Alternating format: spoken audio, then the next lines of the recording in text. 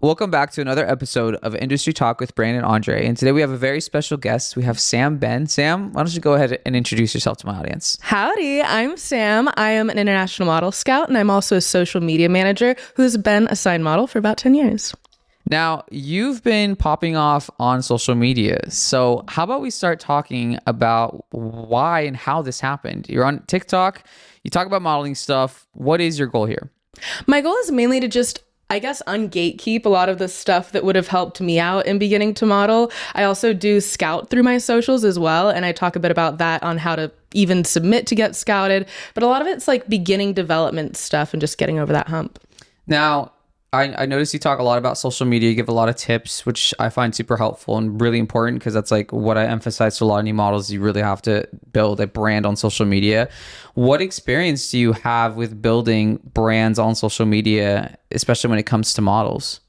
So I had my own socials pages when I was younger that I actually got scouted myself through. And I was a teenager when that happened. And then I kind of went in and out of having my own socials pages. But then I started managing for musicians a couple of years ago and working freelance with their record labels.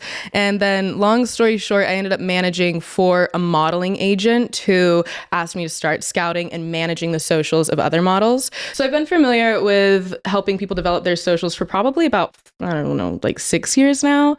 So I've seen a lot of different iterations of how it can go down, but it's always a lot of fun. Now, what made you feel like compelled to go on social media and to talk about it among models or to models?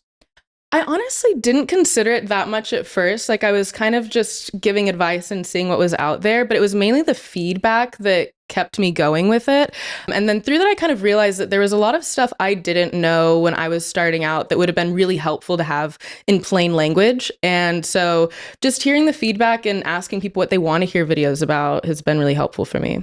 Yeah, and walking it back to your beginnings in this industry, you said you started out as a model. So can we unpack like what your journey looked like when you started? Yeah, so I started when I was in my late teenage years. I would say it was like 18, 19, something like that. And I got scouted by an agency that I didn't live in the state of. So I was flying in a lot and I got signed to some places in LA, in New York, and then in Europe, and would do go and sees and go and stays there where I'd stay in the model apartments and kind of, do the LA shuffle, the New York shuffle, and so on. But yeah, I would say it's been a really interesting journey for sure. Are you from LA or where are you from? My family lives in Germany, actually. So I got scouted to an agency in America and then eventually got signed again in Germany and all that stuff. Wait, so then you're American born, German boarding school raised such situation? Yeah, my family is German American. I was born in America and then we moved to Germany when I was a teenager, but they've lived there ever since. Oh, wow. That's crazy. So how was it like going through all that experience as a model? Like, was it worth it? Like, did you make a lot of money from it? Was it fun? Like, how was it? You don't seem like super enthusiastic about that phase in your life. I feel like it was honestly a really mixed bag. I met some incredible people and I really loved learning about the industry and gaining a huge appreciation for the fashion and talking to designers about what they're doing. Like, I've had so many cool, very beautiful experiences through the modeling industry, to be honest. Of course, it is a complicated industry, but I choose to work in it still for a reason. I think that it can give a lot. It's all about the investment and the return on that investment, I would say. And it certainly doesn't work out for everybody, but I was able to make a little bit of a living off of it and kind of see the internal end of how that works. And I'd say overall, I'm pretty grateful for it. When you were modeling, what were some of the jobs that you've done, and like how would you categorize the type of modeling you did, like commercial versus fashion? So in the beginning, I was a lot more editorial focused. I've never been a runway model. So the editorial that I did was really fun. But then eventually I just ended up going into commercial modeling. And I was surprised to find that I didn't really have to give up that much of the editorial stuff too, which is something that I think is really cool about where we're at this day and age, where you don't have to just be one cookie cutter thing to accomplish these like cool modeling objectives and goals that you might have. So yeah, I would say most of my career I've done e-com and I've really loved it. Now, the market that you worked in the most, was it in New York, LA, Germany, or is it just a mixture of places?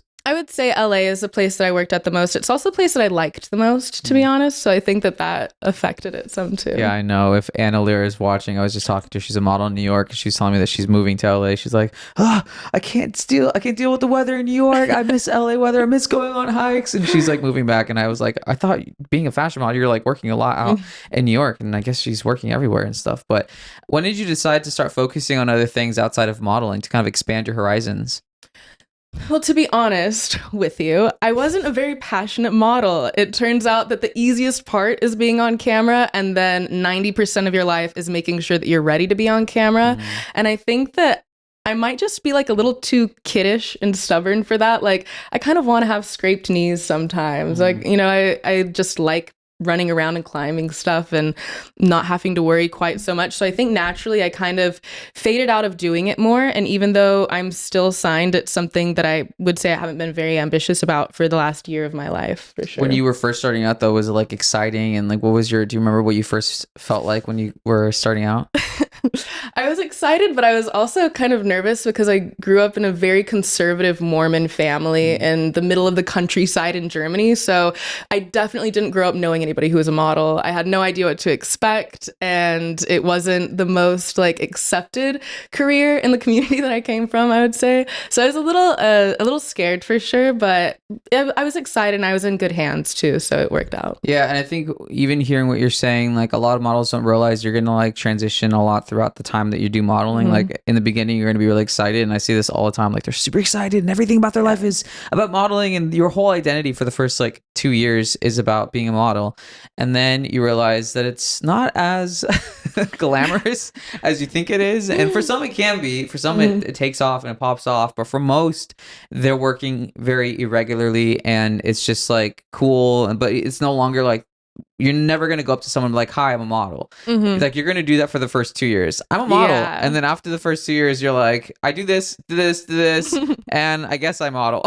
Yeah. So it goes to show that that's kind of what ends up happening. But you've transitioned from that. You've gone onto social media. I'm assuming that you've been seeing just how much information is needed for this next generation. You're how old? 27? I'm 27. So did you grow up watching America's Next Top Model and seeing all that stuff, or was that before you? Honestly, no, because my family didn't really like watch stuff like she was that. In Germany. Yeah, I was in Germany. And she grew up in a Mormon family. Yeah, I grew up in a German Mormon family, so our media, I guess, looked a little different. Like I really didn't have much exposure at all to the modeling world when I got scouted, but I got scouted through social media, and I take notes. If you're getting scouted, ask people on social media what their experiences are like with that agency. If you see other models on the roster, feel free to reach out to them, ask them about the experience before you sign contracts.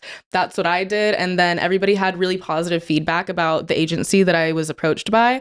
And they helped me through development, and it was a good experience, I would say. And make sure you download my model vetting toolkit, which is like a prompt that you can put on ChatGPT, which allows you to, for free, like vet agencies and contracts. It's for free and it's super helpful. And use so ChatGPT for everything, by the way, because that's like a godsend for me. Of the big people that are on social media right now, me, Greg Chan, you're blowing up on social media, and you're bringing the woman's perspective as well as like a social media manager's perspective, which I think is so vital.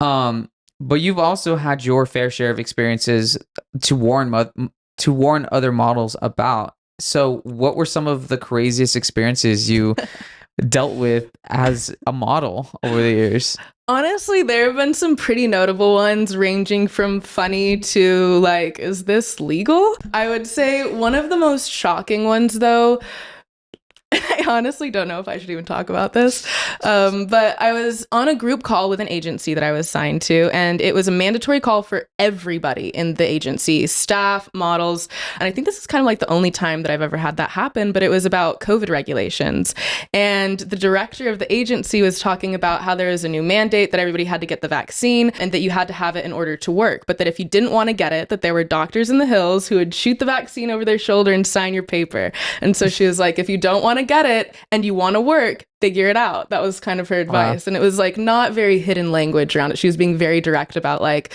there are doctors who will just sign your papers. We need everybody to work. And then there was one girl who spoke up for herself and was like, I have an autoimmune disorder. Like, I don't feel safe going on sets if I know that we're encouraging people to do something like that. And her advice was kind of just to suck it up. So that was a kind of interesting experience for sure.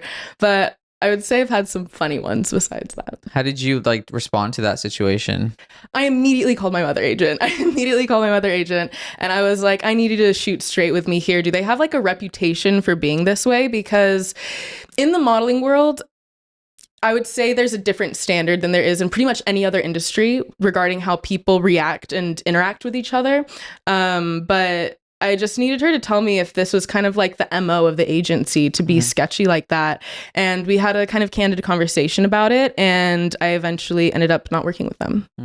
So you started out with a mother agent before you got signed to an agency? Yes. Okay. And what made you decide to work with your mother agent? Just asking other models on their roster how they liked it. And also modeling was something that I was interested in and that I had considered before. So when they approached, I was like, let's just see where this goes, you know? Yeah, I mean, I'm learning a lot now from being the mother agent of two models. And for me, I'm just realizing like, I don't want to deal with more than two models just because of that one-on-one relationship. So in your experience with your mother agent, did you feel like you got that very personal touch to your guys' dynamic?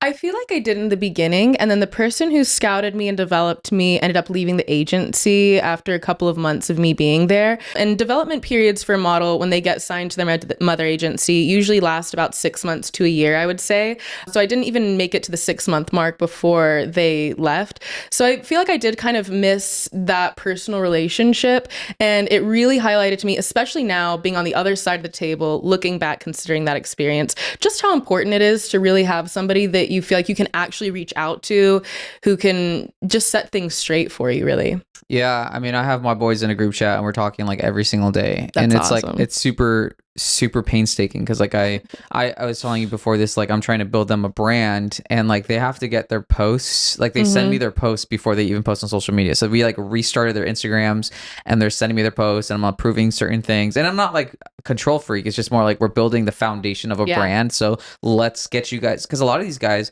and models, younger models, they don't even know what to post and how to curate a feed. So it's like me guiding them through learning how to build or curate, actually, it's what it really is, because it's kind of like a gallery or like an editorial. Like your feeds should be seen as such. So when it comes to like our conversations, we talk daily, you know, and it's cool. And this is why I'm like, I don't think I want to do more than two people, because these guys, they really have a great personality and they're funny to talk to. And so it's, you know, it's professional in one aspect, but then like we can also like joke around and not be super serious all the time. And I don't know when, you know, when you're dealing with an agency, and people have asked me who know that I'm a mother agent, like if I'm planning to start like a social media account and start a whole like separate thing. And I'm like, I don't really want to, because again, I don't know that I want to, like once you start taking on more people, you then get into a situation where I don't have the time to focus on this model or that model. And then you start favoriting models because it's like, well, these models are performing the best and I've invested so much time and energy into them that you kind of like screw the other models over, or you're not really, you know, giving them your attention. So you're saying that that's kind of what your experience was working with a kind of a company / mother agency where there was like multiple people within that agency. Yeah, it's a lot. So okay, you have a lot of crazy stories. Anything else you want to share that would be interesting for the views and clicks? Well, how about this? Do you have any crazy red flag photographer stories? Yes, of course. I would say, I might get in trouble for this. Stay away from male photographers who love to shoot lingerie in black and white. Let me tell you what, there's a very specific vibe, and it's something that agents talk about a lot too. Of course, there are things like blacklists that exist where we can actually look at names of people who have been, you know, credibly reported to, you know, be sketchy. But besides that, there's a very particular vibe that as agents or developers, we avoid when it comes to who's going to help us develop books. And I've definitely been on that end of some of those interactions. Being a teenager alone in a man's house in your underwear is never going to be the funnest experience, especially when people are taking pictures of you. And if you are on the younger side, it can be a vulnerable situation that you don't feel like you can say no a lot to, because you want to be a team player and get the right shots and you don't want to let anybody down. But ultimately, I really just want to emphasize for everybody, your biggest power is that you can always walk out of whatever room you're in. And that's not just in modeling, that's in life. If somebody's making you feel uncomfortable and you're being reasonable, leave. You can go, you know? Right.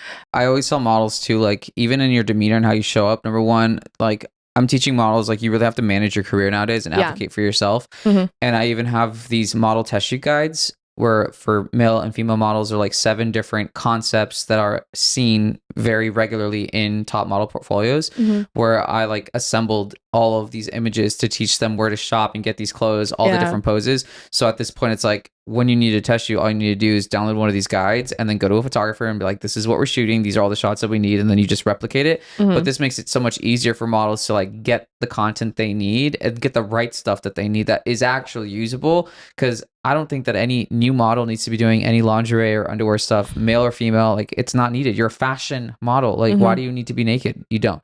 So it's very important that people understand that. But yeah, I think a lot of like safety precautions need to be, I think things have changed too, because I feel like via social media and just like with a lot of self-awareness, post Me Too movement, all that stuff, I feel like agencies are not just sending their models to anywhere, to anyone, but I still get it's really all the models that aren't signed, you know. That's kind of, and that's what we're kind of tapping into, is like, you know, our audience is a lot of unsigned people that are trying to navigate the industry and they don't know a lot of these things. They're the most impressionable ones, because they're the ones who are just like shooting not even just like underwear stuff, but like the worst things. So on that note, what are your development tips for models who are trying to build a portfolio? Well, you actually touched on one that I think is really important, which is the attitude that you approach all these situations with. You really need to switch from your personal mindset to a professional mindset around these things. It gives you a lot more power and you develop relationships better, but not being just a pretty girl or a hot boy who is hopeful about the situation, but doing your research, understanding what you're going into, going in confidently because you know what you're doing, and showing up with expectations for other people to also have standards and be professional, I would say is one of the biggest things that will keep you safe. But in terms of development, have a great book, have great digitals, and you don't need to always pay somebody for them, but I will say it can help, because it's going to be the first thing that any agent, any casting director, any brand is going to see of you, is going to be those images. They're not going to see how great you look in other lighting or how good your personality is or any of that stuff. So make sure that your book is strong and always be adding to it. Like, getting so good at rejection or you know, that feeling of like, am I doing too much? Am I doing enough? Just always keep going, and it generally will always pay off. There's so many castings around that somebody's going to pick you up, and you just kind of got to keep going and build a good book to get that. Now, do you work primarily with women or both males and females? I work with males and females, but I would say it's predominantly female. Okay, which is good, because I feel like I work predominantly with male, so I feel like you can bring more of like the women perspective of it, because I know, I feel like I when I talk to my audience, I feel like I'm thinking of like males, and like also having to remember about like females and what you guys go through in the business and stuff. But it's also helpful that you have like insight towards how like women approach it, because for males, for an example, they're so they're so like, they're Men. so, yeah. And it's just like, bro, like, you kind of have to, I don't know, it's funny in a way, but like, okay, I guess it's like I expect very little of them, and I have to teach them how to be and think sharper, and like not just expect that things are just going to be handed to them. And and I mean, I guess women could be the same way, but I don't know. I don't like, do you feel like communicating to women, you have to like communicate to them in a specific way? I feel like women maybe have a more informed view of modeling than men do, in my experience, just because they grew up consuming more media around it. And maybe men didn't have that experience quite as much. So I feel like the demeanor can be a bit more shy or reserved, or like, you know, just a little more Joe on the street vibes, if that makes any sense. And there is a kind of degree of star power that we want to develop within somebody, because ultimately, I keep saying this in my channel, being pretty is not enough, especially this day and age. We really need people who we are excited to see the career develop of, and who we really think have a shot at hopefully becoming a career celebrity model. I mean, that's what everybody would like to see happen. let's talk about development because we're both developers. So walk me through the process. You find a girl, you think, oh my gosh, she has a look. What happens next? So if I scout somebody, I send them to the other people that I work with at the agency, see what they think about them. And if we all agreed to move forward, there's usually an introductory meeting where we kind of get some info about them, see what their life is like. And ultimately, this is a business like any other. So we're kind of trying to size up how available we are to make money together and if it seems realistic. And then if you have a great look and it seems like we can do good business together, then you're probably going to get signed. That means you go through development, which is getting a lot of test shoots, getting your book up, getting your measurements right, depending on what kind of modeling you want to go into, image stuff. Do you need a different haircut? Is your hair too brassy? Things like that. But then also image things like social media, how you're dressing, all of it kind of accumulates into a career model, hopefully. So, but through that, it's always up to the model to kind of pick and choose what they do want to do, which maybe I shouldn't say that though, because I feel like some agencies wouldn't like to hear that advice. But I think that it is important for everybody to understand that nobody can strong arm you into anything. Right. And I actually think that's a good thing to point out because I think as a model, you should know how to brand yourself. You should have an idea of how to brand yourself, especially, I mean, there's kind of two approaches though. There's like, you didn't even know modeling was not on your radar. And then someone approaches you and you're like, this is a thing. And then like your life changes because you have this like side quest that you can go on. Or you could be someone like, I want to be a model and like, I'm intending to pursue this. At least for you, that type of model, you have to know what type of direction, number one, you're suited for, which is why, have you seen my Can I Be a Model series, by the way? Yes, so good. So helpful. So you don't hate me for it. No, I don't. A lot of people do. You have to know what type of model you are, what your look is fitted for. Is it fitted for fashion, commercial, or maybe it's not either, and it's something like influencer, or you have an actor look or whatever. You have to know what your look is suitable for, and you have to know like this is what I told my models when we were like preparing for the social media rollout, was like, you guys need to go find 5 models whose Instagrams you like and whose aesthetic you like, because at this point you guys have to learn how to build an aesthetic and build a brand. And so they went, and I'm like, okay, I need you guys to start developing your eye to know like what a good selfie is, what a good BTS photo is, what a good photo dump is, what a good professional photo is and stuff. But it's like understanding the type of brand you're trying to build, just like and that's why I tell people all the time, like, it's just the same thing as if you're starting a startup business. Like, you're starting a cafe. Okay, what's the color theme? What's the font going to be? What texture are the walls going to be versus the floor and the chair? Like, every detail, it's so important to understand like the type of brand you have. And I get that most of you guys, which is why you guys go to our platforms to like learn what your direction is, because you know, a lot of you guys want to be fashion models and you're not going to be fashion models. And a lot of you guys want to be commercial and you're not commercial. So I get that there's a degree of like, hey, I don't know what my brand should be because I don't know what type of model I can do, because a lot of you guys want to do things that you necessarily don't have the look suitable for. But the idea is learn how to build a brand. Think bigger than just modeling. What do you think like is the biggest struggle that models have when they're in development? I would say branding, honestly, especially because it is so competitive and social media is such a tool. There will be people who might have an incredible look, but they might get passed up for somebody who has stronger and more compatible branding than somebody who might have a great look in person, but they have really sloppy socials, or they don't really show up prepared for their digitals. At the end of the day, again, being pretty is not enough. You have to be kind of undeniable. And for that reason, I think social media is one of the biggest tools and almost like weapons that a model can bring to the table, because you can become more undeniable than whatever pigeonhole category people might try to put you in. And I've seen so many people really excel through being able to build a really cool brand for themselves. So again, just like knowing it, being structured about it, switching from that personal to professional mindset when it comes to being a model, taking your social media seriously, having good references, knowing what direction you're going in. And it also makes you easier and stronger to work with for an agent or an agency too. So it's just all around one of the best things that I think you can do. Now, when you're helping models build their social media profiles, how do you help build them an audience without them being the model guru?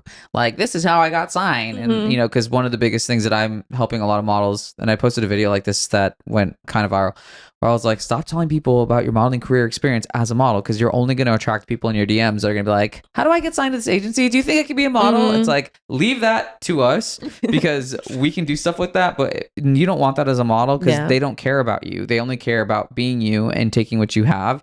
So do you experience that have you, I mean, I know you probably personally experienced that with your brand, but in terms of your models, do you have a strategy or a tactic so that they don't build a model guru following, but like what type of account should they be building?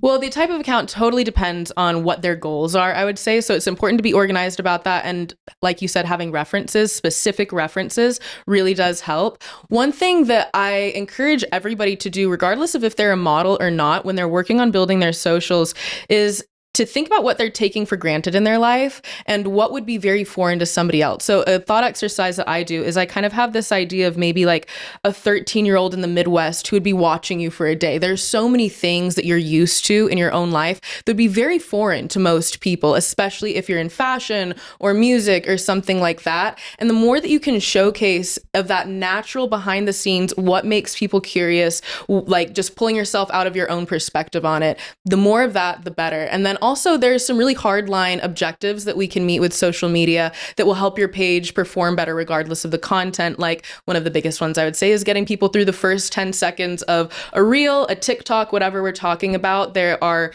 metrics involved with what's going on. So the more you can engineer for that naturally with whatever you're showcasing, the better it's going to perform. How often do you look at the analytics per content to gauge like how well Every day. something? So are you a data junkie?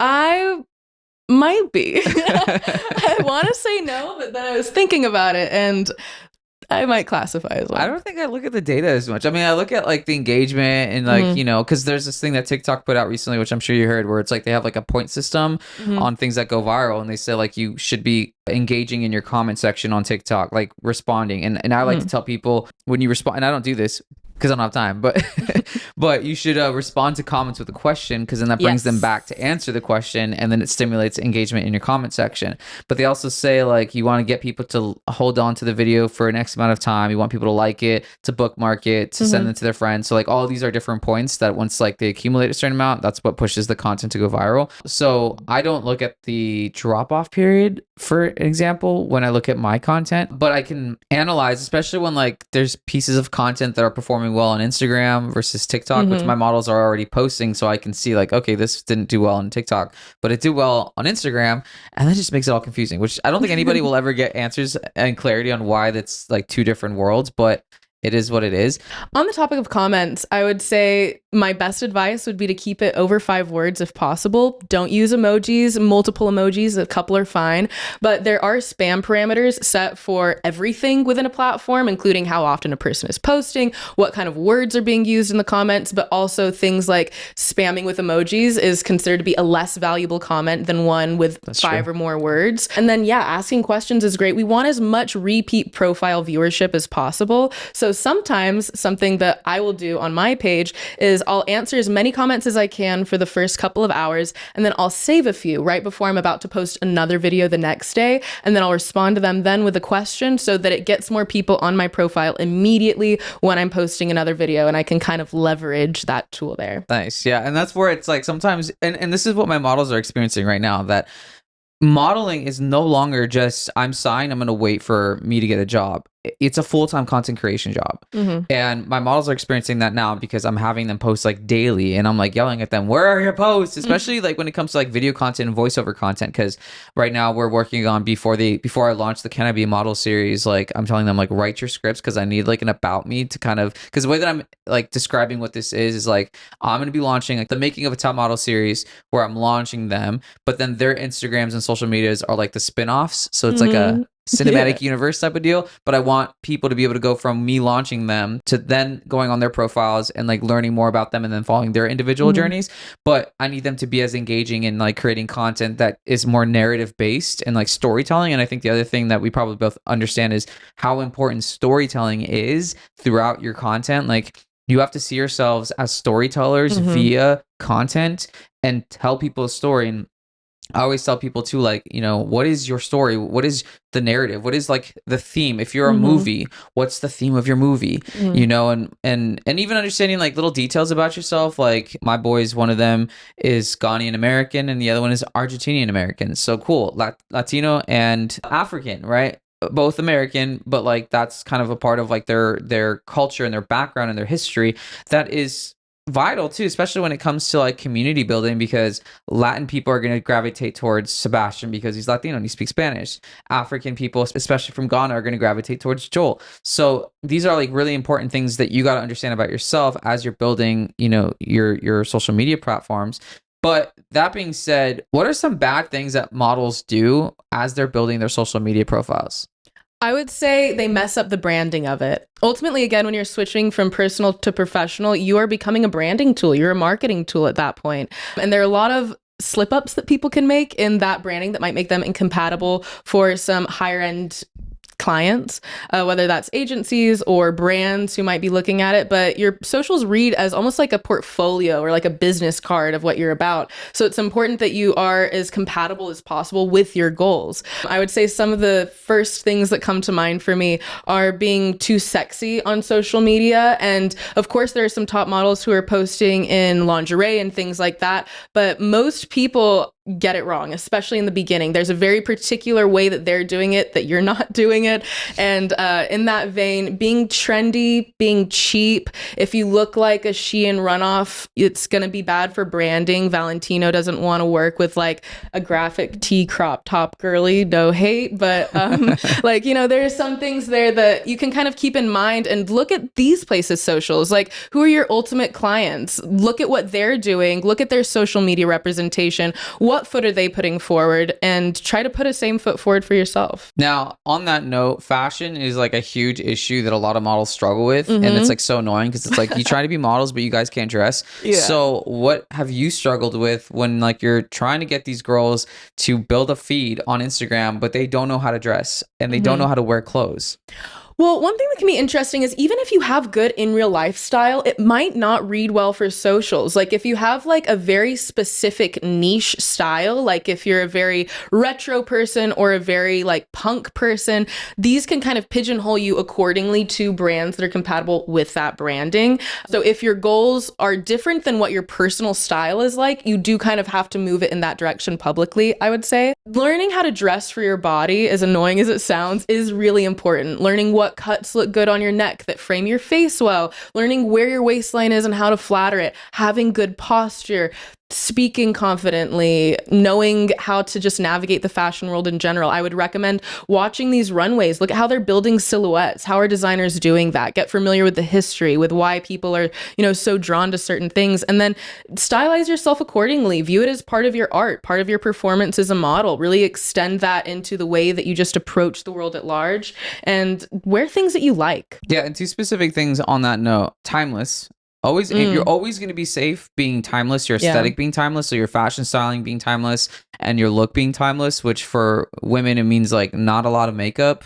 The second tip is hairstyles. Showcase different hairstyles. I noticed this with models is that they always show like one hairstyle. If you have the ability to change up your hairstyle, going from straight to curly to wavy to up, down, whatever the case, showcase that on your Instagram, because it's going to help brands see just like the variations of what you look like, because you're not always going to be able to capture that in your portfolio, but you'll be doing that on your own because you're not going to test in every single hairstyle, especially when you're starting out and like you're either testing for free or you're trying to pay someone to test. Like you have the ability to showcase that on your feed.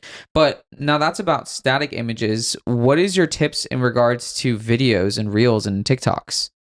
Make them. Make a lot of them. Make them all the time. It is kind of a statistics game. It's a numbers game when it comes to social media. And we've known for a while now that carousels and video content are going to be the things that perform best on your page. I would say have your face or a face clear and visible in the first frame of your video. Your face is generally going to be the one that performs the best because people are following you and they're invested in you. But really, any kind of face will do the trick for it. The algorithm is scanning for that in particular. Make it really clear and concise. Good lighting, straight to the point. Bring that hook right up front. Don't have a lot of dead time in the beginning of your video, a lot of dead air. Speak confidently, speak excitedly. Give people a reason to make it through the video. I think a lot of people assume that others will be more invested in them than they are. You have to give them a reason to be invested, whether it's your personality or advice that you're giving them, value that you're providing through the video. Give them a reason to be there. Make it quick, make it clear, make it good to look at. Sam, I'm a model, but I don't know how to speak on camera. Like, what do I do? I'm awkward. Listen to people do it, practice it, record yourself, play it back. It can be brutal, but you know what? The modeling industry is a lot more brutal, and you're going to feel better about yourself if you go in prepared. So I would say listen to people that you admire, pick out what they're actually doing, whether it's how they're posing or how they're speaking. Pay attention, take notes, record yourself doing the same stuff, compare the differences, love yourself while you're doing it. Don't just bully yourself through it. That's not going to make it better, but be objective about it. Step back and make yourself better. Yeah, and then a tip that I have, because I have this challenge, which I totally encourage you to use, is called the 30-day story video challenge, or the 30-day video selfie challenge. Basically, I've made my models and like people that are part of my coaching program, for 30 days, they have to record on their stories and talk about anything. Ooh. And what this does is that it allows them, number one, especially because you have to do this publicly on your stories among your friends and whoever follows you, you have to get over what people think about you. Like, stop caring about what people think about you. The first reasons why people don't do social media, why they're afraid to create content, is because they care so much about what people think about them. And what this challenge does is it forces you to not only show up, but it forces you to have to like understand you're going to be expressing your mind and thoughts and everything in front of people that are following you, which a lot of them are your close friends. And the moment you kind of get over that, which will happen in the first week, you'll be a lot more free and liberated to kind of express yourself. But then the second thing that happens that's really good for models to understand is you become in people's faces more often. And a lot of the people that I've put this on, they've told me that like, yeah, these people from like my past, like just all of a sudden hit me up because now I'm appearing more in their lives and they're engaged with my stories. So, and that's a good thing for you guys to understand about marketing, because what we do is we're on social media daily. The reasons why you guys know who we are is because we post very consistently. So you're not forgetting about us. But what happens when you don't post in your stories, no one knows what's going on in your life. You're forgettable. And this is an industry where you really have to be in people's faces so that they can remember, oh, I forgot, like that's so-and-so, and I'd love to book them for this gig or whatever the case. They're going to be thinking about you.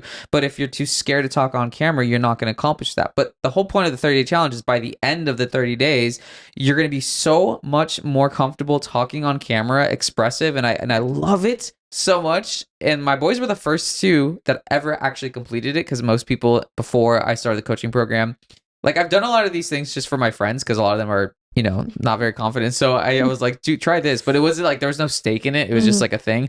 But then when I started representing my models, I'm like, let me actually force you guys to do this. And then I was like, this is so good. Let me actually implement it in my coaching program. And like people are starting to do it. And it's like really helping people become expressive, articulate, be self-aware. I think another thing, I'm curious to your perspective. Self-awareness is like the biggest thing that I feel like models lack.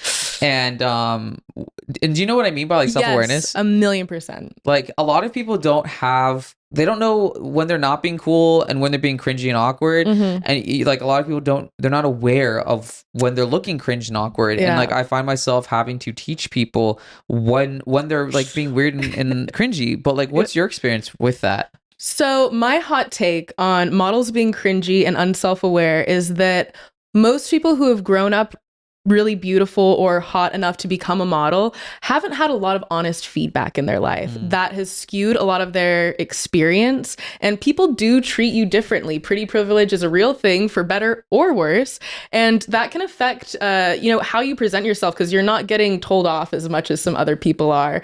And I think that shows a little bit, and that's definitely part of a period of development that maybe your agent won't talk to you about, but that you're going to quickly figure out, especially if you're like living in model apartments, stuff like that. You have to be aware of yourself, and also remember that some people who are going into this industry, not only have they grown up beautiful, but they might have grown up rich or with famous parents. You're going to be dealing with a lot of people who haven't been told no very much, and that will be a theme, I would say. Yeah, and that's why people get reality checks when they come to my channel. So. It's humbling. It's humbling. Yeah, and that's why like it's better to be receiving honest feedback than just being ear tickled, because it doesn't really like benefit you in any way. But yeah, so self-awareness, like you guys really got to know, you like, that's why it's like, it's funny because like I have this youth model camp that I'm launching in the summer, right? And it's basically, I'm like, I don't like the idea of like adult model camps because I feel like it gets into like scammy, weird, preying on people's delusions territory.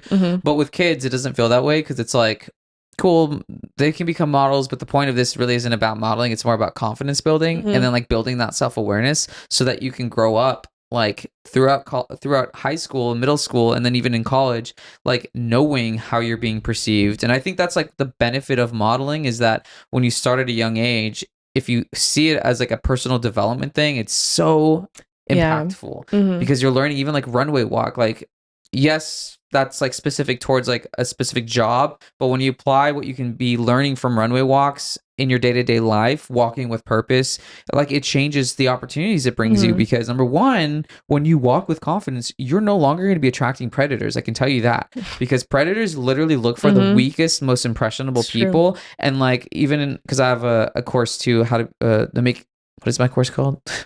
The Model Masterclass. Sorry, I have a lot of things. These aren't intentional plugs, by the way, but there's a module where it's about model presentation, and I'm teaching models like how you're supposed to enter a job in a room with a photographer or a client. Like you immediately have to assert like confidence and self-assuredness, because if you enter a room with like timidity or insecurity, people are going to take advantage of you, and they're going to look at you as someone that they could take advantage of.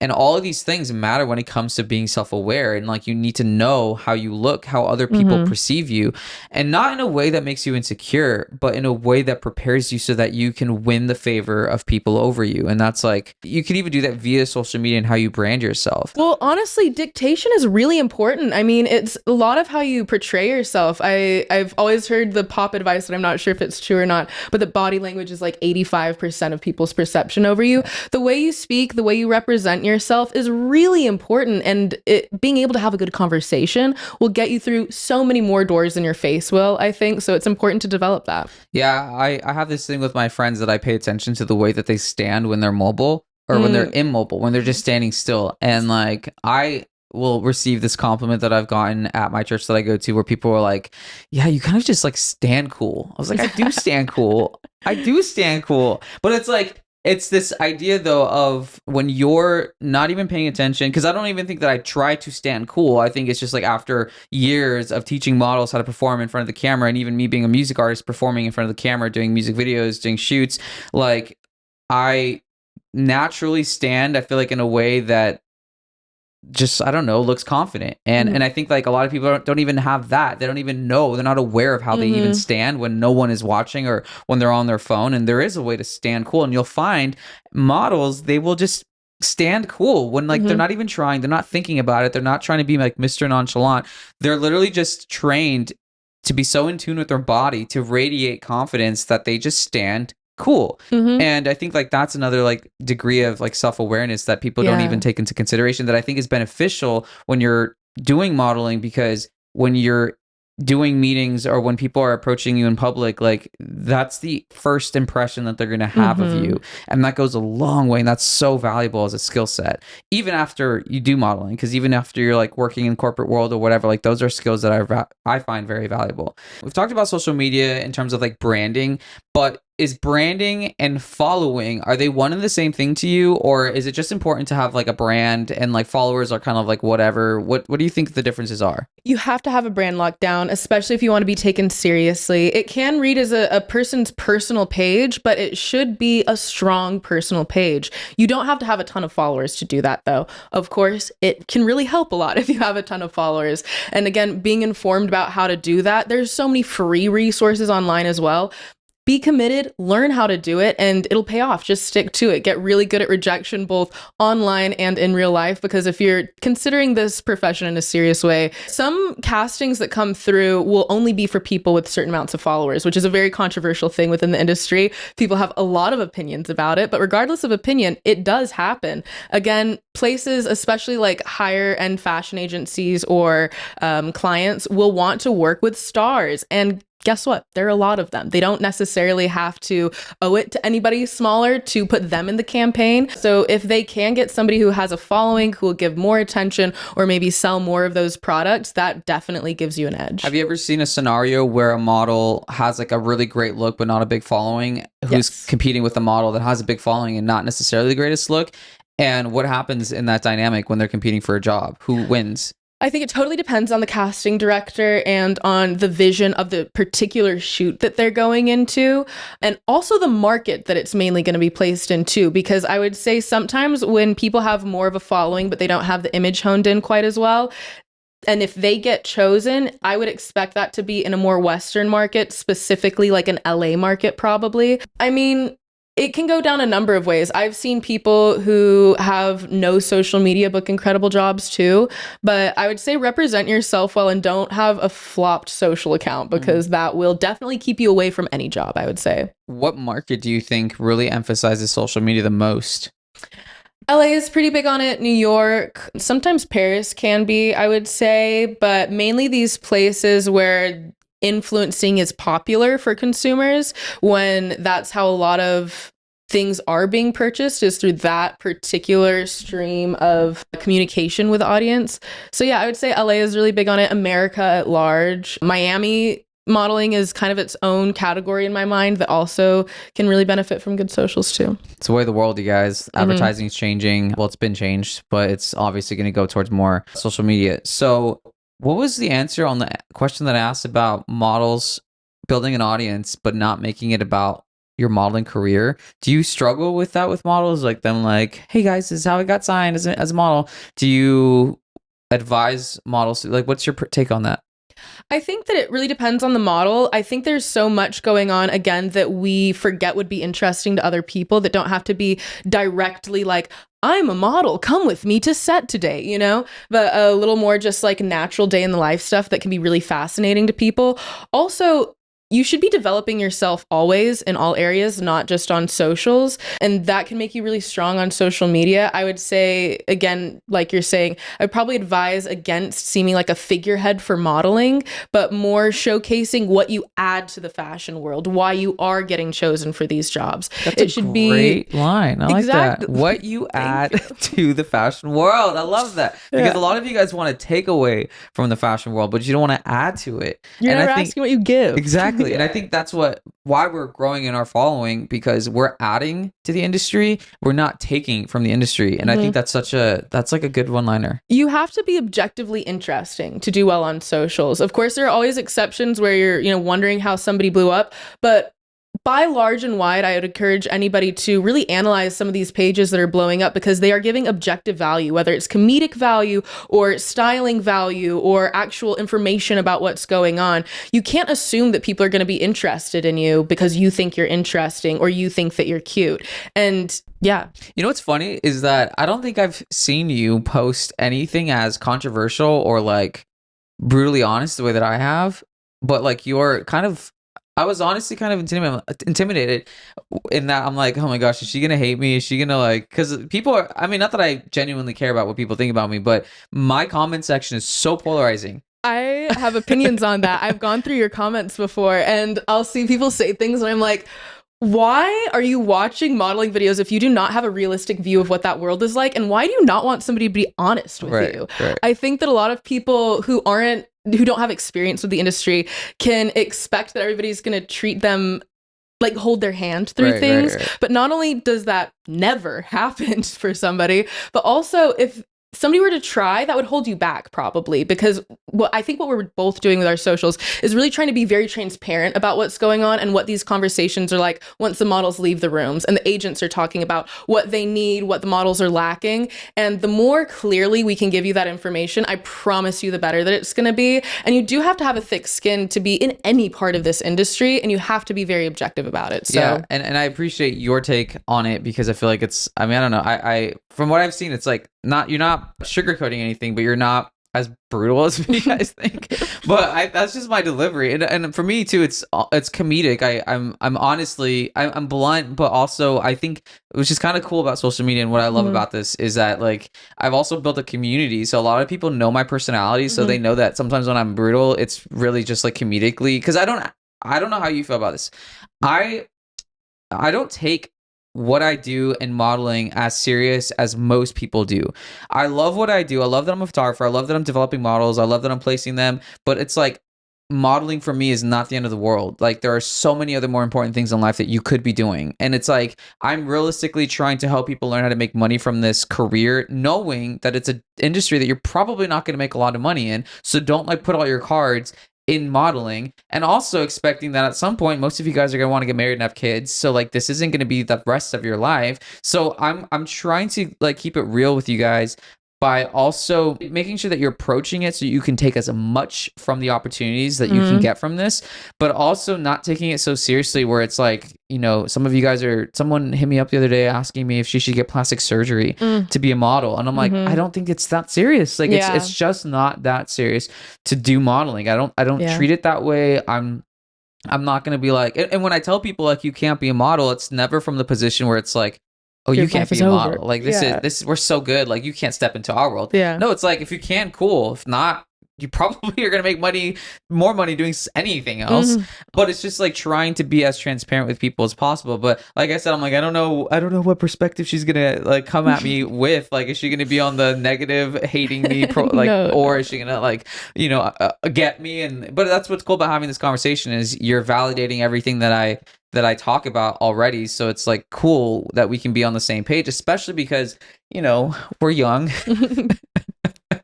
So, you know, we're approaching like this, what we're doing, it's really our world. Like we're really like, because like before me, there was really no one that was really on this platform that was really talking about modeling in a realistic way that, you know, actually has credibility in my opinion. And for me, like it's just been exploding and it's really cool to see like Greg Chan pop up, you pop up, because for me I'm like, great, like we need more players and like let's create an Avengers team to like really take on the industry, because people look up to us, which allows us to really change the next generation of models and prepare them to like, you know, and what we're doing too definitely has a direct impact, because when models do listen to us, what you guys don't understand is that it increases the value of models, because now agencies don't have to worry about doing all the basic, like, and they don't even do that anymore. They're not even like focusing on developing models, the brands. Like, I'm pretty sure like are you brought onto the agency as like a very specific thing for social media, which most agencies don't have, you guys. Most agencies don't have a social media person that's helping their models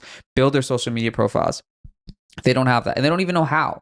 They don't even know what to look for. That's the thing. Because most of these agencies, and oh my gosh, I can go on a whole tangent with agencies. So old school. They're old school. They don't even know, like something that I was talking about with an agency the other day. I'm like, it's so crazy how these legacy modeling agencies are so old school. Arcane almost. Yes. And it's like, I look at like Disney, okay, in the company Disney, they have Disney Plus, they have Disneyland Parks, they have whatever else, like their merch. They have so many other ways to diversify their income. And then you look at legacy modeling agencies that have names that have lasted decades, that like world renowned, but they still only have one source of income, which is the agency. And it's like, if you're telling me that you're a Wilhelmina, a Next, a Ford, an IMG, a whatever, why haven't you as an agency diversified your audience and offering something else to like bring into the table, especially so that these agencies can hire more people like Sam, who are social media experts, who can help their models like develop profiles that will then help the agencies? Because a lot of these agencies, they don't have seemingly the budget to like hire someone on to do this, and it's wild. It really is. And then they want people to simultaneously be superstars who just naturally know how to do that. I think we have to be realistic about giving people the tools to succeed. And again, we do maybe need a little bit more standardized, not hand-holding, but real guidance going on in the industry. It's so easy to get signed and dropped, and nobody gives you like, you might get pamphlets when you get signed on like what to expect, but nobody gives you the insider like paper that's like, these are the questions to ask, this is what to expect. So you kind of do have to find resources on your own, like us, to maybe guide that a little bit. And I would say, if I could give one really big piece of advice to models who are hoping to start out, the best thing that you can do is be informed about what you're doing. The best thing that you can do is that, because it helps you with agents, it helps you when you're on set, it helps you be more naturally confident in what you're doing because you actually know what you're doing. So get informed, get familiar with what's going on, research this, be a professional. 100%. Okay, so we're both kind of on the same page that modeling agencies are very like old school. So what do you think you would do with agencies to make them more current, modern, and innovative? Today's podcast is brought to you by me, Brandon Andre. If you're a model who wants to become a working model, then you need to enroll in my Model Masterclass today. In my online class, I teach models how to make more money by showing them how to manage their careers as a business. From getting signed, to building a portfolio that gets you jobs, to building an audience on TikTok and Instagram, then monetizing it, to learning how to win the favor from your agents and casting directors, to learning how to brand yourself on social media, and how to lure in brands and brand deals to increase your income as a model. Getting signed doesn't mean you'll get work, but learning how to run a business does. So enroll in my Model Masterclass now by going to my website at brandonandrephoto.com. One thing that I would keep in mind is that while as a model, you also have to be very competitive and keep in mind that it's a very saturated industry, agencies also kind of need to keep that in mind and offer more to their models while they're in that period of development to get them really confident and able to understand what's going on, because there are more agencies now than there ever have been. There are more opportunities for models to work with other agencies and also independently booking their own castings and things like that. So I think that it should be more of like an honest team playership where people get the resources that they need and we're very transparent about what it takes to do that.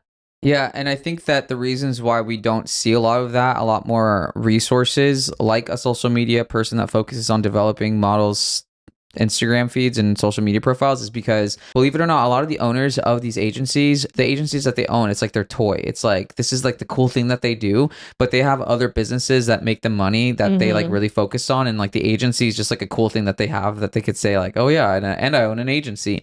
So they usually will delegate a lot of things off to an agency director, and they're not as hands-on, or they're so stuck in their ways that they don't want to, like, they're not very malleable. That's what I've been hearing from a lot of the agency directors. And it's cool though, because there are some agencies where I'm like, oh, like LA Models, Jesse Simon, really cool. I think they're in good hands. Like when I see a lot of these younger, cooler agency directors that are managing these agencies, I think it's hopeful for these agencies to like progress and move forward and like kind of be current. But also it's the casting directors as well, and what they're looking for when they're, you know, looking for talent for these jobs, and brands. You know, like one big thing that I hope takes off even more is just like more videos on portfolios. You know, like I know for my models on their sites, I have of them like several videos because I want agencies and brands to be able to see video content on them and how they move. And that's why I even tell models, like, you got to learn how to perform for video, because not only is that going to make you better performing in front of the camera when it's photography, but you also need to have this cool factor. One takeaway that I do appreciate about like the thirst trapping TikTok culture is that a lot of those guys know how to be cool on camera. And like when I was working with my models and developing them, it was so hard to get them to look cool in front of the camera. And I don't know if that's like a music thing too, because like when you're a music artist and doing music videos, you really have to have like cadence, swag, and like a cool factor to you. And a lot of times it gets lost in translation with models, and that's where it comes like, that's what we're talking about, like self-awareness, because you have to look cool in order to kind of sell yourself. And videos, it really helps, especially like as it's shown on your profiles. That's one thing that I think agencies should just be pushing out more, is videos and just more resources for models. But yeah, I wanted to add to that because, again, it's important to know the owner of the agency and kind of how the leadership falls there and after. I have a note on what you were saying, kind of back to what do agencies need to be more realistic about? I think they need to be more realistic about the world that we're going into, what these models are up to, because I think that part of the reason why we have kind of an arcane standard in a lot of these like top agencies is because it's based off of like an older version of what a model is and an older version of what an agency does for a model. And realistically, now we are asking very different things of our models, and we need to be prepared to give them the resources to accomplish that. And then also we need to be realistic about the world that they live in, because now it is a lot more video content,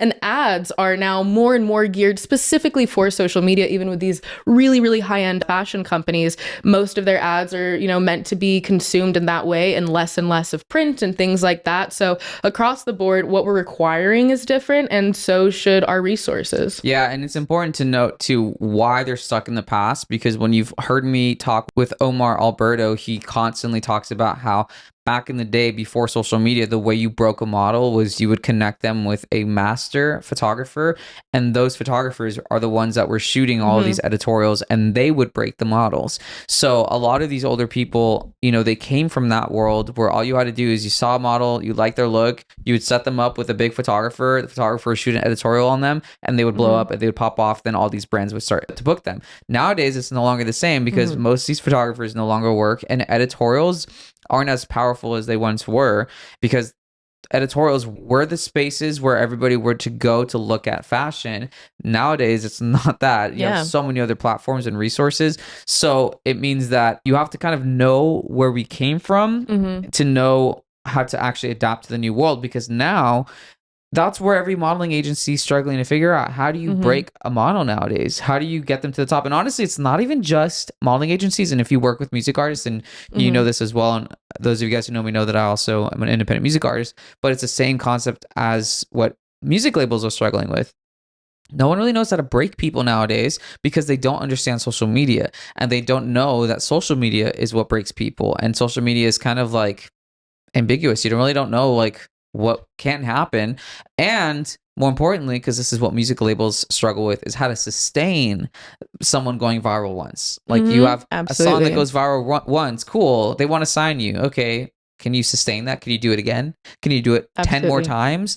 And that's the biggest issue that every like industry that's creative is struggling with, how to break someone and how to keep and sustain the momentum that they have.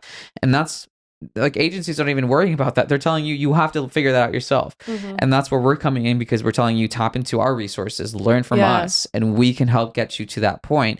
Which is then what it comes down to, is understanding you have to invest money now.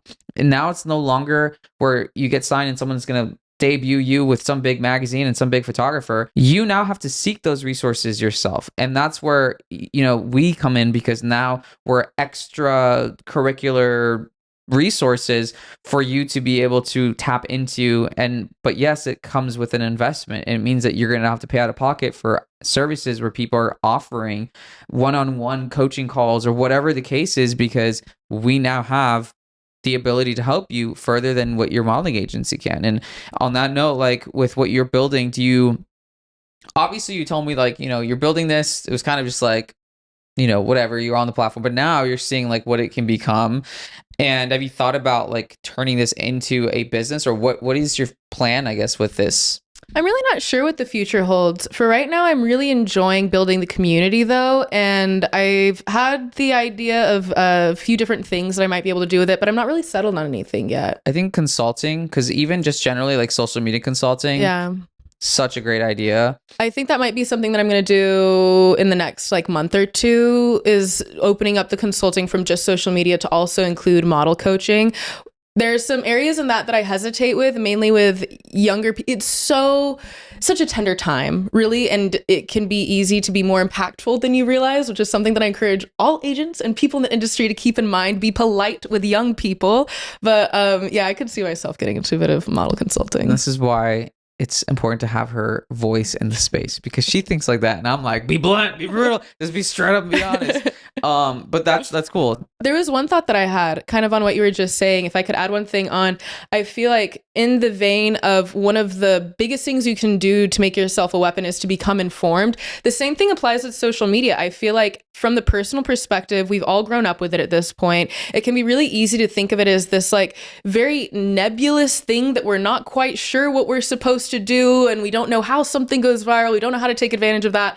But in reality, humans wrote the code. This isn't something that we found and unearthed. You know, we made this. We know where these objectives are, what, you know, like the point system that we were talking about and things like that. These are very measurable things that we can calculate and engineer for. So again, becoming more well informed puts that power in your hands. It takes it out of this random algorithmic thing, or out of your, you know, agent who might not care about you that much, his hands. It put as much power in your own hands as possible. Become informed. That's on point. Yeah. I think we mystify social media a lot. But realistically, like in talking about like the labels and the agencies, the reasons why it's mystical to them is because they don't get it. But we do get it because we're on social media. Yeah. Like I'm talking about us, everyone that's watching. Yeah. Because you guys see the videos that go viral and all you have to do is analyze it and replicate Yes. it. Replicate Yes. the process. And even Mr. Beast said something the other day too, which I thought was really interesting. He said like in talking about like how to get something going viral, he used an example of seeing the purple cow example. If you drive down a street and you see a cow, you're not going to think anything about it. But if you drive down the same street and you see a purple cow, you're going to be like, holy crap, it's a purple cow, right? So he was saying that the things that go viral, the things that people have never seen before. And so I thought that was such a great piece of advice because in analyzing like my series, like why did the Can I Be a Model series go viral? I'm like, oh, well, I guess it's because people have never seen someone just like analyze and almost ridicule people's photos to tell them like what their look is fitted for and then like put them in a certain ranking that allows them to figure out what to do with their look. And so I've like and not even just helping my models grow their social media, I'm also growing my social media. I'm also coming up with ways to expand my brand and blow up what I have and analyzing like what things are going to do well. Like I anticipate that the making of a top model series will pop off. I hope that it pops off. And I have other things that I'm going to be working on with the objective of building my audience. But that's the mindset that you have to have as you build your following and not in an annoying way. And this is why I kind of like have taken a seat back from music and focused on this, not only just because it's making me more money than my music ever did, but it's just reliable. But even as a music artist, it was so annoying to figure out how to really create content because it almost felt like, and I've told people like this example of like being a beggar at the end of a freeway exit where you're like, listen to my music, please. And you're just like, please. And it's just like this annoying situation where you feel like you have to do the most and like put yourself out there in the most ridiculous ways just to get your song heard. So I'm not saying like, be that, I'm saying be strategic, be tactical, pay attention. Like in order to be effective at social media, you have to be on social media. You have to be a participant of social media. And a lot of guys and girls that are trying to get into this, they're not even on, they don't even have TikTok. They're barely posting on social media. Yes. How many comments do you get that say, scout me, and then you go to their profile, no posts, no profile picture. Scout what, baby? What are we talking about? Exactly. Put yourself out there. Yes. I would rather see somebody being super cringy than somebody doing nothing at all because we need something to latch onto. We need to know this person is putting in the work, that they're going to keep putting in the work. Ultimately, most people are trying to jump on a bandwagon. They're trying to find a ship that's going to, go to the right port without them and get on that, make it more efficient. So you got to be doing something. Right. And just putting yourself out there and just creating, and luckily we're giving you parameters, we're giving you guidelines, so it's not aimless. It shouldn't be scary anymore. What are some of the messages that you've gotten since you've started all this? I've gotten, I would say 99% of it is really sweet stuff. It's really nice.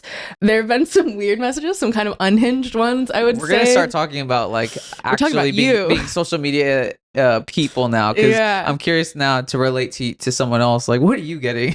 Well, one thing that I'll say to kind of cover the like top line of it is you really do have to be safe on social media. And I had some pretty decently sized socials accounts a few years ago, and then I ended up with stalkers through them because I wasn't careful enough. And even though I wasn't posting anything that you would think somebody would find you through, it still can happen. If these people really want to, they can do stuff. So be careful. There's a reason why I don't share my last name a lot. Like, just be smart about what you're doing.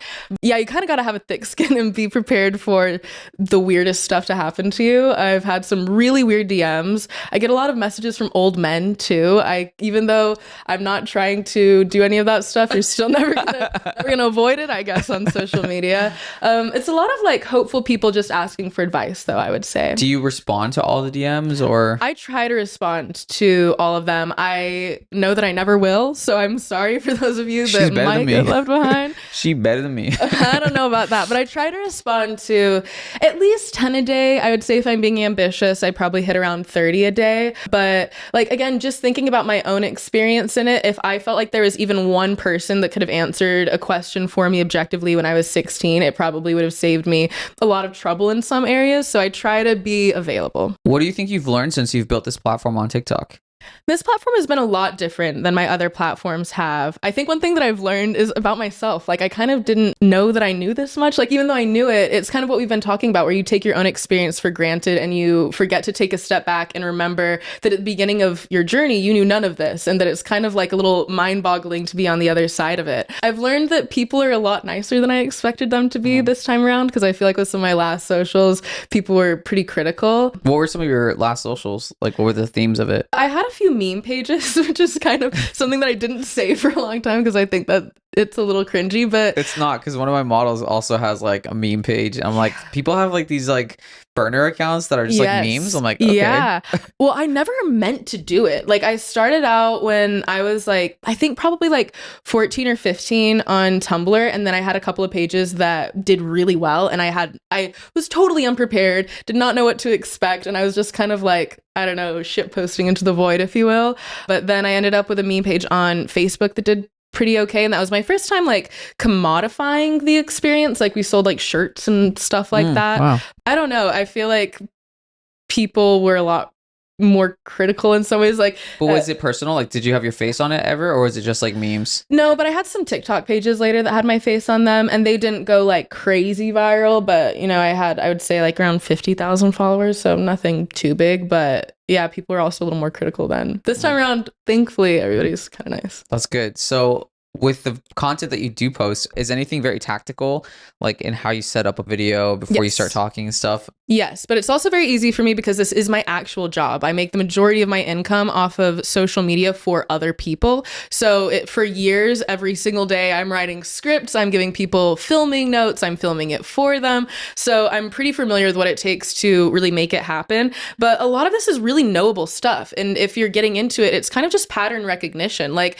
actually defining what you're seeing in videos that are doing well. And I would recommend everybody compiles lists of things that they like, and then you build a big list and you kind of sit down and figure out what are they doing, what are the similar things going on here, and then just start doing it. And you've probably heard of a lot of them. Have a hook in the beginning of your video, a visual hook. One great piece of marketing advice that I got was to have a trademark with as many of the senses as possible. So like, have sounds that are associated with your branding, have visuals that are associated with your branding. So like, sounds could be the way that in my videos, I always say, "Hi, I'm Sam," and I like shake the hand through the camera. Things like that just make it easy for people to latch onto you, recognize your branding, recognize you, and then like be fun, be like relaxed, be somebody that people like to look at and not just like stale and businessy about it. Right. And that's a good point, because when I first was starting out, my content first started out as doing acting headshot content. And then I knew that I wanted to launch a online course, and I was like, am I gonna do it for actors or models? Because I stopped working with models from like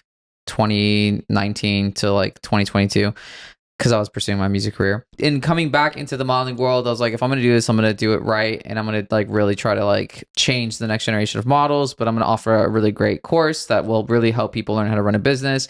And then from there, I changed the content and pivoted more into modeling. And I started initially with like, oh my gosh, I was filming myself with my professional camera here in professional lighting with makeup and looking like a certain way. And I had like a teleprompter and everything. I was going all, and they were doing fine. They were doing great. Like the videos were taking off and stuff. And then like, I think at the top of last year, or maybe it was this year, I forget, I don't know what year we're in anymore.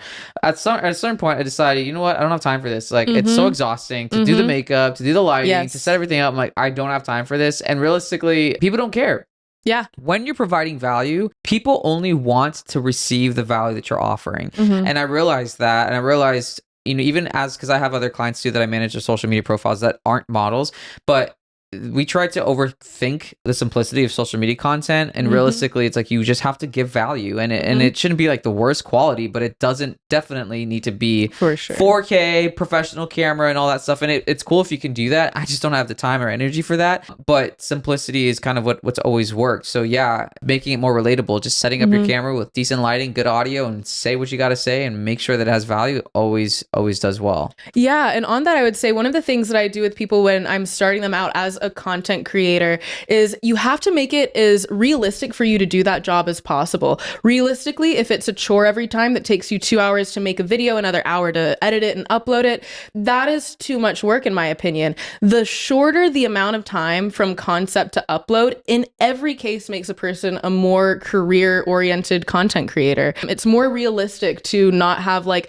a huge rollout every time you have to do it. Set up all the lights, all the cameras. Find things that you're confident in that work within the parameters that you've set for yourself. So like you might have branding standards that are specific to your type of content creation, but then make it as easy as you possibly can to get that job done and hit the upload button. Especially when it's fast-paced content, because for something like this, a podcast, yeah, we're going to roll out the mics, the chairs, everything, right? Because this is a different format and this serves a different purpose, right? So you also got to understand with what your business is, what needs to be very high quality versus what needs to be fast-paced content that you need to be pumping out. And in some cases, quantity is more superior than quality when it comes to social media. But for like something like this and my photography work, obviously quality is more important than quantity. That's why I don't do a lot of podcasts, because it's a lot of effort. This guy has to edit everything. So what are some of the craziest things you've done for content on social media for your clients or for yourself? The list is kind of endless and I'm not sure where to start. A lot of really weird stuff in public, like going from man on the street interviews to PR stunts that take a lot of planning, that are done like in a DMV or like, you know, in crazy places that you wouldn't expect them to happen.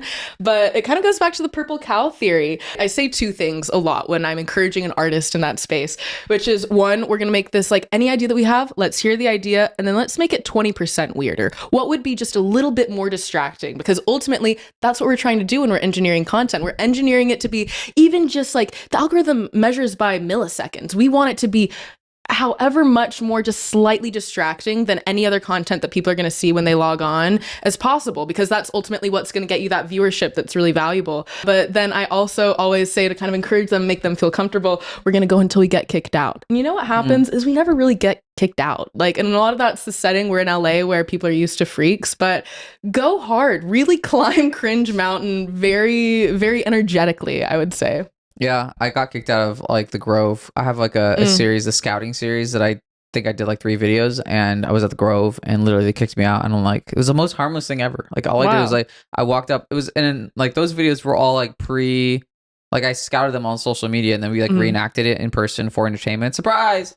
And then so all I did is I went up to him with my mic and I was like, are you signed, blah, blah, blah. And then like some security guard came up to us like, you guys have to, and literally they asked us to cross the street because we were right in front of the road in between the Grove and the farmer's market. And I guess the Grove is like a private place and the farmer's market, it's its own place. So you could record on farmer's market, but you can't record in the Grove. They told you to go bother them? Yes, they were like, go across the street. I'm like, really? Like, and we're not even doing anything. So yeah, sometimes you'll get kicked out. But the other day, actually yesterday, I was filming and I got confronted by a police officer for the first time and maybe ever doing this stuff, which was it was so mundane compared to other stuff that I've done where it's like we're in a grocery store yelling or something like that. We were just filming videos for an artist that I just started managing where he was on top of his car, then jumping off of the car, then doing push-ups and rolling down the hill while singing his song.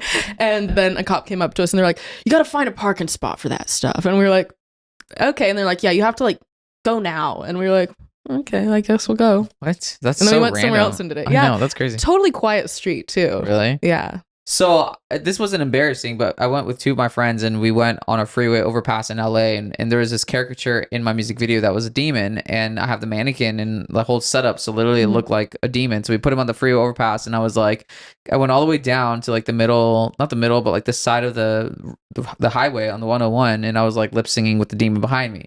And it was fun. It was like cool, but I'm like, this is so needless because the video didn't get viral. Nothing happened from it. And I'm like, is this what my life is going to be at 32 years or 30, however, 31 years old, where I'm just going to be like doing the craziest things just to get people to hear my music? And that was the point in which I'm like, you know what? The time that I spent putting into my photography stuff, like people actually convert, people book sessions, they come to me. So I'm like, I don't want to be approaching music the same way, because I get it, for music artists and for anybody that's a creative, it's not easy making content.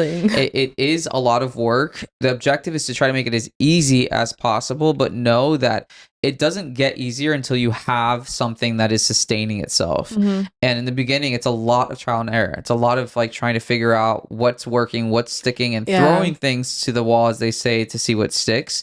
And ultimately, you just got to push through, and something will eventually lock. And, you know, my profile took a minute to grow. My client, who's a college consultant, hers didn't take, I think it took like 6 months for her to blow up. And now she's almost at 100,000 followers on TikTok, and she gets millions of views on her accounts. And I have like 2 accounts now that I'm building, the photographer's list and the youth model thing. It's like, there's a lot. It's a lot, but it's worth it, because once you do get it set up and you kind of like figure out the pattern, it becomes very easy to like you be have consistent. to get the experience to figure out what works. One thing that I always tell my clients is, you don't see how the success was made for social media. You only see it at the point of success. And that gives us a very skewed perspective of what it takes to reach that success. But as somebody whose job exclusively has been to get people over that hump to being successful, I will tell you, it is more trial and error than it is the success. And you have to stick it through to get there. And, you know, people do all sorts of things. They private their videos, they start new accounts. You will never have a realistic view of what it took somebody to get successful.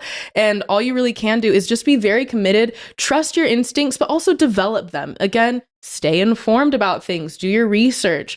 You can kind of make anything happen, especially this day and age, and especially if you can develop a following. I would say invest in as many of your interests as possible in as many ways as you can, and then go with the things that you get the most return out of. Build a good life for yourself off of things that you're interested in that are fun for yourself. It's really doable, and I think living in a place like LA or a larger city, you can see so many people who really hustled it out to end up with this luck that seems natural to them. So just be realistic about it. Be very comfortable with rejection. Climbing Cringe Mountain takes a long time, but it can be really fun, and it will always be worth it. Are you planning to do any stuff with lives on TikTok? I haven't gone live on TikTok yet, but I've been getting a lot of notifications from their monetization program. They have these interesting like games that they want us to play on live, or like hashtags to use. And I don't know, I'm thinking about it. Yeah, I have this TikTok live series that I try to do, but it's so inconsistent, but it's so effective. But basically, I just review people's photos on TikTok. And I've made money off of them, because I was like, really? Send me a galaxy and I'll review you. Oh my god! Because I'm like, how are people making money off of TikTok? And I'm like, I guess like I'll try this concept, and then like because it was so effective, like my Instagram would start blowing up, and like I would just get so many people that were, again, because I think people like my delivery and they like how honest I am, and it's like entertaining for people or whatever. Then I'm like, okay, well, if I'm gonna do this and you guys want to be prioritized, then I'm gonna start with the people that send me galaxies. So then like I've made like, I think the most I've made was like $184 for like 2 hours. Yeah. Oh my gosh. Catch me on live right after this interview. She's like doing all the things. Send me galaxy. But like I'm also trying to experiment, because like when my boys were in town, we did lives on TikTok, and just like seeing what that format looks like in terms of growth and discovery. Like how can I get my boys to be like building their following on social media and making doing lives a regular part of what they do, so that they could grow and learn to monetize. Because if I can teach them and they can come up with a way to monetize their following and just make money off of doing lives, then it's another income source for them. So I'm really just trying to figure out what that looks like for models, because for me it's really simple. Like, you know, I just review people's photos and then, you know, scout people and whatnot. And people love that. So it's very straightforward. For model, it's like, what does that look like? I mean, but there's models all the time doing lives. Well, I would say that what we're both doing is what models need to do too, which is build as many reliable series as you can. And that'll be totally subjective to what branding you're going for. But we have series that are easy for us to do. As a model, you should find series that are also easy for you to do.